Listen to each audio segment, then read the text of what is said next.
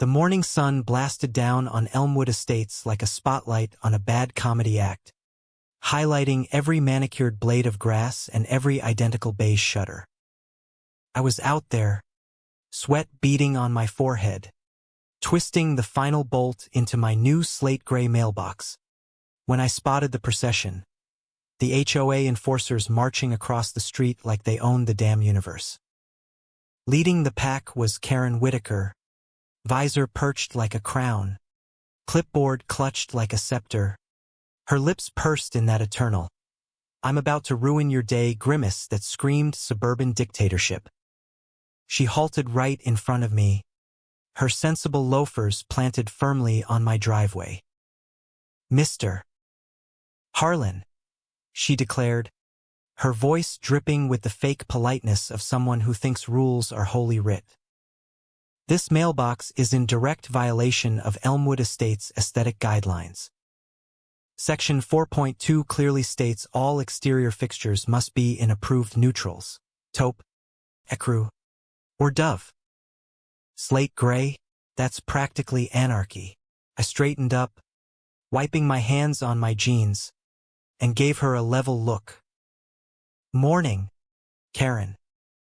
Nice to see you too. But here's the thing, I'm not part of your HOA. Bought this place at auction, and it's outside your precious boundaries. Feel free to double-check your maps." Her eyes narrowed, that flicker of confusion quickly morphing into righteous indignation. Behind her, her sidekick, Ted Norris, the HOA treasurer with a perpetual tape measure dangling from his belt like a gunslinger's holster, snorted. "Every property here falls under our covenant. You can't just declare independence like some backyard revolutionary." "Oh, but I can," I replied calmly, though inside I was already cataloging this for the absurdity file. "The county deed says otherwise. But hey, if you want to escalate, be my guest." Karen's face tightened, her cheeks flushing under the perfectly applied foundation. "We'll see about that." She nodded to Ted, who pulled out his phone with the enthusiasm of a kid tattling to the principal. Minutes later, the wail of sirens pierced the quiet, and a patrol car rolled up, lights flashing lazily in the broad daylight. Neighbors peeked from behind curtains, phones already out, whispering about the troublemaker at 187 Elmwood Lane.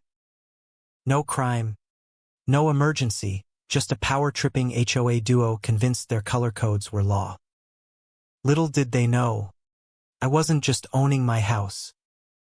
I was about to own the ground they preached from. Elmwood Estates was the poster child for American suburbia gone wrong. Rows of cookie-cutter homes where community meant conformity enforced at clipboard point. Every lawn mowed to exactly 2.5 inches. Every garage door painted in one of 3 harmonious shades. And God forbid your holiday lights stayed up past January 5th. It looked peaceful on the surface, like a brochure for the American dream. But underneath, it was a pressure cooker of petty rules and passive-aggressive notes. I'm Jake Harlan, 38. A civil engineer who spends his days designing bridges that don't collapse under stress. Ironic, considering how fragile this neighborhood's egos were. I snagged this house cheap at a county foreclosure auction. Previous owner skipped town amid some tax mess, leaving the paperwork in limbo. It was on the edge of the development, backed by a scraggly patch of county land that gave me a buffer from the hive mind. I liked the solitude, the chance to tinker in peace without nosy committees dictating my fence height. But peace? That lasted about as long as a cheap paint job. From day one, the notes started appearing. Welcome to Elmwood. Reminder, all vehicles must face forward in driveways. Safety first. Signed, of course, by Karen Whitaker, HOA president for life. She was in her late 50s, always in starched khakis and a polo shirt embroidered with the Elmwood logo, like she was running a cult instead of a neighborhood. Her mantra? Standards protect property values. Translation: do what I say, or I'll make your life a bureaucratic hell. Ted was her loyal lapdog, a retired accountant in his 60s who treated fines like personal bonuses. He'd measure your hedges with religious fervor, muttering about visual harmony while ignoring how his own yard had that one crooked sprinkler head. The rest of the board? Puppets who nodded along to avoid becoming targets themselves. My first real brush came with the porch light. A sticky note on my door: bulb exceeds 60 watts, potential fire hazard and aesthetic disruption. I swapped it out. Not worth the fight. But the whispers started. That new guy's already causing issues. I heard it at the mailbox cluster. Saw it in the side-eye glances during evening walks. I kept quiet, observing. Engineers don't rush. We assess the load before building. The neighborhood forum. Oh, the forum was a digital witch hunt. Anonymous posts about nonconformists dragging down our oasis. I knew it was them stirring the pot, painting me as the villain to rally the troops. But I bided my time, unpacking boxes and fixing leaks, all while the air thickened with that suffocating community spirit. It escalated when I installed the mailbox. Slate gray, modern, sturdy, matched my house trim perfectly. But to the HOA, it was a declaration of war. The official notice arrived via certified mail, because why not waste postage on drama? Violation code E17, unauthorized fixture color. Rectify within 7 days or face daily fines of $50. I chuckled, scanning the letter. My name bolded at the top. Jake Harlan, 187 Elmwood Lane.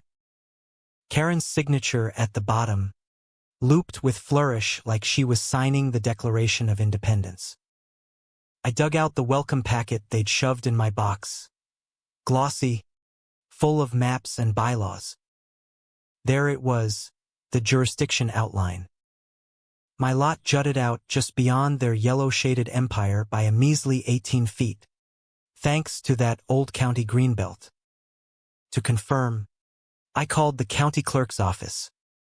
Parcel 47B, the guy on the line said after some keyboard clacking. Yeah, that's unincorporated. HOA's charter stops at the 2012 survey line. They tried expanding in 2019 but botched the filing, never resubmitted. I leaned back in my chair, grinning. So, no jurisdiction over me? None. They can't touch you. Relief washed over me like cool air after a stuffy meeting. Those notes? Just paper tigers. But by evening, my inbox pinged, escalation alert. Adjoining parcel clause 8C grants us oversight on visible elements. Comply or face enforcement. Karen's email. CC to the whole board. Visible elements? That was HOA speak for we make shit up. I printed it, filed it away. Old habit, document everything. Standing in my yard that night, staring at the invisible line dividing their world from mine, I felt the shift. This wasn't about a mailbox anymore. It was about who controlled the narrative. And Karen, with her clipboard thrown, had just declared war on the wrong engineer. The fines started rolling in like unwanted spam. Day 1. A neon yellow envelope taped to my door at dawn. $50 due for noncompliance. By lunch, an email for day 2. They'd even invented a cumulative aesthetic penalty clause, tacking on interest like a shady loan shark. Board members took turns patrolling my street, snapping photos from the sidewalk. Ted lingered one morning, pretending to admire the curb while his phone clicked away.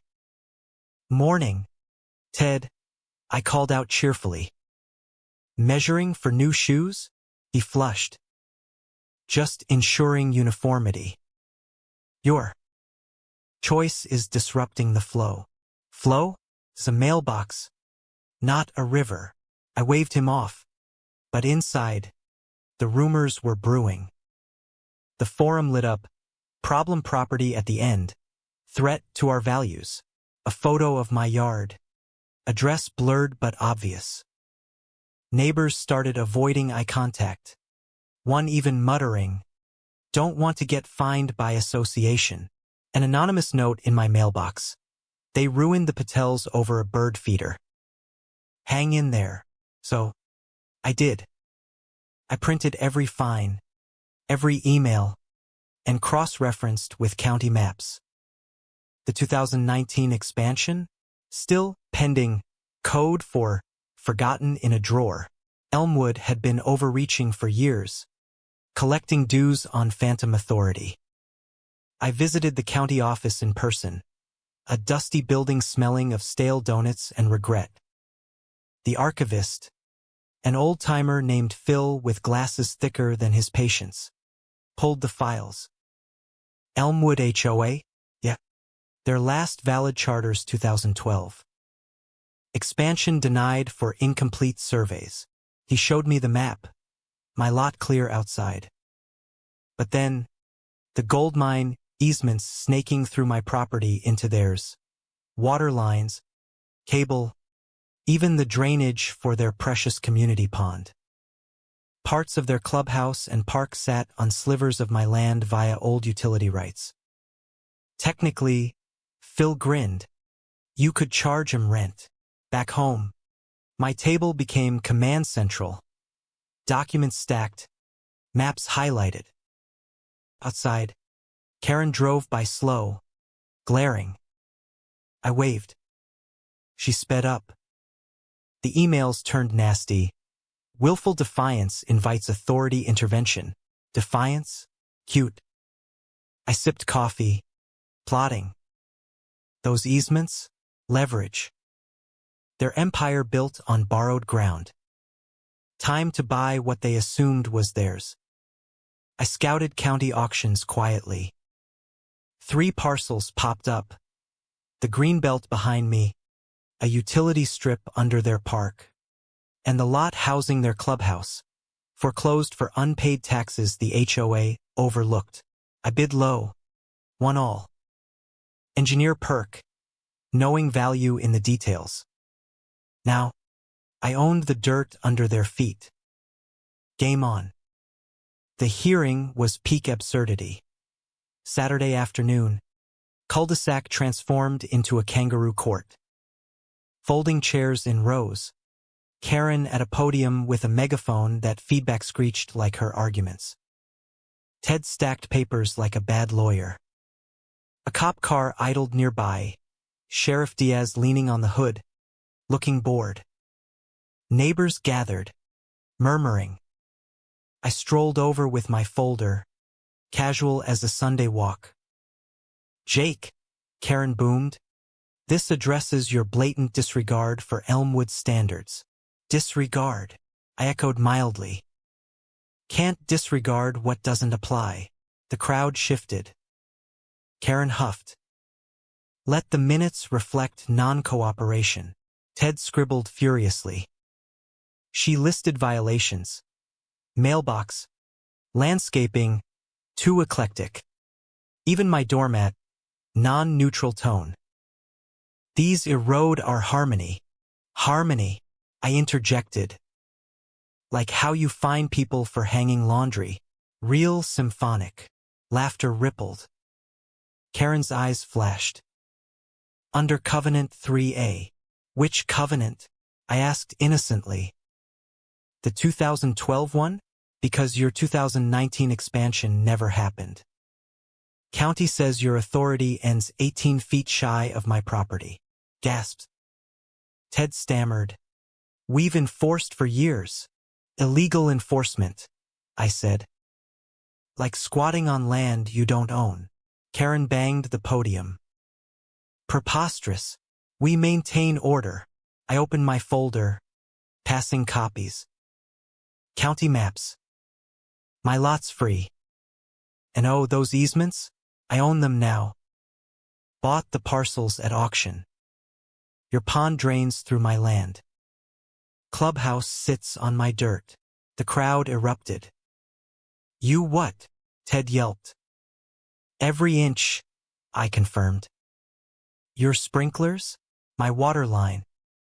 Want to keep using? We can talk lease. Karen turned beet red. This is extortion. No, I smiled. This is ownership. You called the cops over a color. I called the county over facts. Sheriff Diaz stepped forward, chuckling. He's right.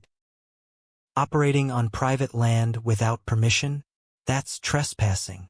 Neighbors cheered. Betty from down the block stood. About time someone called their bluff. Karen sputtered. You're destroying our community. I pulled the final paper. Not destroying. Donating use rent-free, if you dissolve bogus claims and rewrite bylaws fairly. Applause thundered. Karen deflated, clipboard slipping. The sun beat down, illuminating her fall from grace. Justice, served with a side of irony. By Monday, Elmwood's silence was golden, no more dread. Karen's car vanished early. Forum screenshots leaked her rants. Squelch this rebel. Board resignations flooded in. Ted's last email. We meant well. But legally, oops. The story hit local news. Homeowner flips HOA script, buys their land. Website down. Operations suspended. I didn't gloat. The unraveling was poetic justice. Changes bloomed. Mismatched lawns. Colorful flags. The old hall became a swap meet spot. I donated parcels back. With plaques, fairness over fines. Karen's house sold quick. She fled to rural nowhere. Ted nodded awkwardly at barbecues. No more measuring tapes. One note on my mailbox. Thanks for freeing us. Months later, kids chalked sidewalks freely. Sheriff Diaz visited. You exposed the farce. As sunsets gilded the pond, now truly communal, I reflected. One mailbox sparked a revolution. But tell me, was the HOA protecting the neighborhood? Or just their egos? Who's the real villain when rules become weapons?